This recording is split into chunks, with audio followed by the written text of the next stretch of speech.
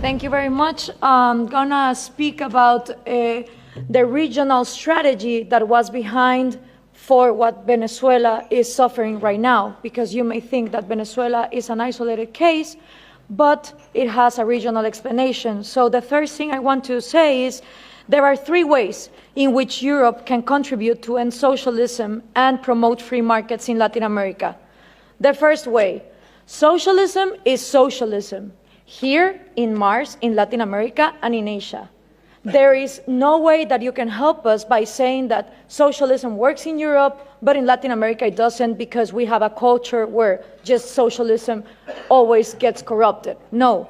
Socialism always leads to corruption, and first comes socialism and then corruption, because socialism gives absolute power. And what happens with absolute power? Well, absolute corruption. So what we need to understand is that socialism means the control of all the production by a small group in government. And that always leads to the same things: trade barriers, different rules, giving privileges to some businessmen against other entrepreneurs that don't have those privileges, collectivism, crony capitalism, artificial oligopolies, insane labor regulations where the unions become way more exploitative to the employers than the people that are supposedly giving those jobs. So we need to understand that instead of having the discussion of inequality about material goods, we need to start talking about equality under the law. If we are not all equal under the law, then the disasters of Venezuela happen. So what we need from Europe is that speech of understanding that socialism doesn't work. It didn't work in the Soviet Union, it didn't work in China, it didn't work in North Korea, it didn't work in Cuba, doesn't work in Venezuela, it wouldn't work in Mars. Because the way it is structured goes against human nature. It depends on humans not having rational behaviors for their own well-being. So that's the first thing. The second one that we need from Europe is the message that Scandinavia is not socialist. It is insane that these dictators like Hugo Chavez, Nicolás Maduro, Rafael Correa, Mujica, Lula da Silva, the Kirchners, they all portray Norway, Finland, Denmark, Sweden as the socialist paradise. And the worst thing of all is that if you ask 10 Latin American young people if Scandinavia is socialist, 9 of them will say you yes. And there are a lot of things that we should copy from Scandinavia, but socialism is not one of them. Scandinavia is always ranking on the top of the Index of Economic Freedom and Human Liberty that the Cato Institute is now measuring. So if there's one thing that we should copy from Scandinavia is property rights. It would be absolutely out of this planet to think that a Swedish major will wake up one morning and say, expropriate, nationalize your house. That just doesn't happen. So it is absolutely absurd that countries in Latin America that are in the low ranking of economic freedom portray Scandinavia as examples of socialism. But you know why this happens? Because the mixing of information also comes from Europe. Why? Because there's also this obsession with giving us aid instead of giving us trade.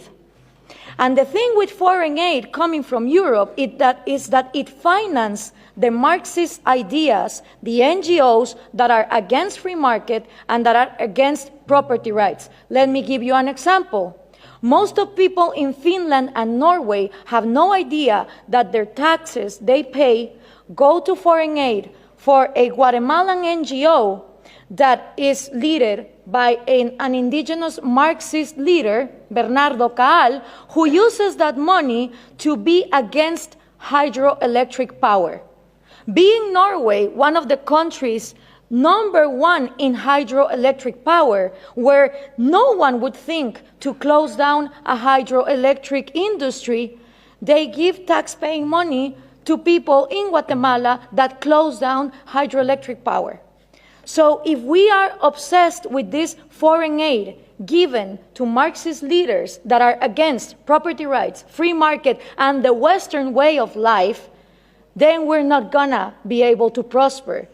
And according to trade, the European Union is fixated that they should trade with Latin America in regions, in blocks. Well, that is just not possible, because the region that I come from, which is Central America, the 5 smallest countries of all our region, Guatemala, El Salvador, Nicaragua, Honduras, and Costa Rica, right now, 2 of them, Nicaragua and El Salvador, are ruled by socialism of the 21st century. So how can I negotiate as a bloc when I have 2 countries that are not willing to open to free trade?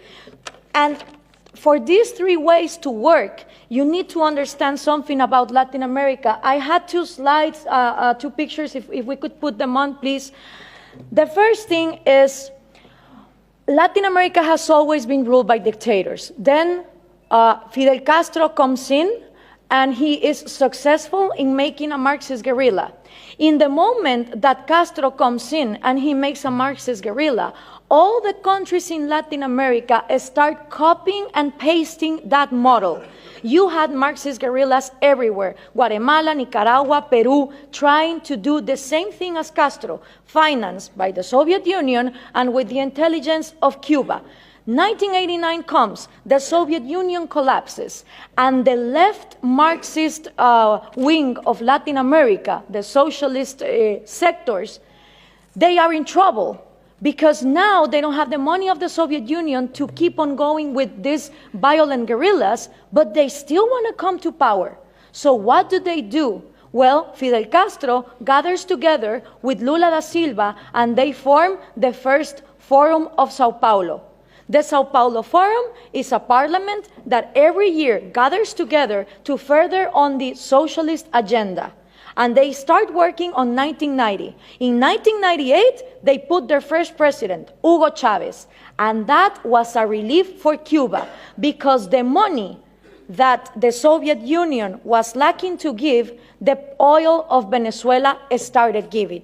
And now that the oil prices are coming down, they're hoping for Colombia to advance on the agenda to give FARC, the Marxist guerrilla drug dealer of Latin America, places in power. If this happens, we're going to have the first narco-socialist government, which will mean that the money of drugs, it's infinite.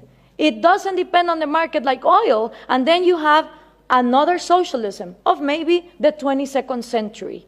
So what we need to understand is this regional strategy is not only put in place in Venezuela, it has been put in place and tested in Brazil, Argentina, Chile, Uruguay, Nicaragua, El Salvador. And the places where they haven't governed, they have people who are waiting to come to power.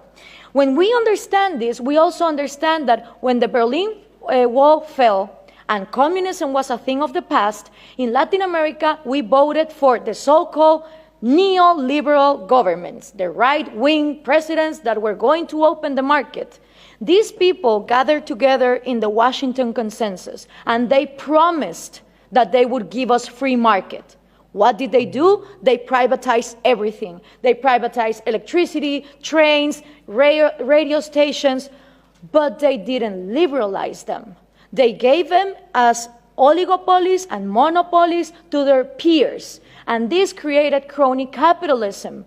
But for most of the population, the one to blame was free market. I don't know if we can now put the picture, please.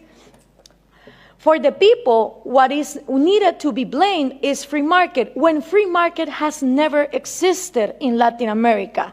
So it's always blaming the government, but expecting more government to come in and solve the problem, like this picture shows here.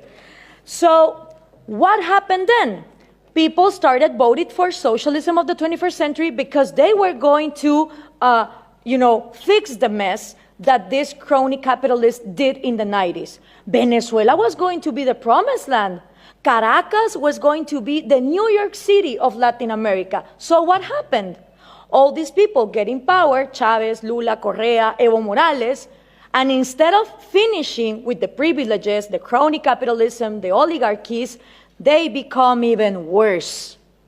So why is this good news to us? Because people in Latin America don't know what to do. They tried with the right wing, and they think that too much of a free market failed, and then they tried for socialism of the 21st century, and it turns out that it didn't end poverty, it multiplied it.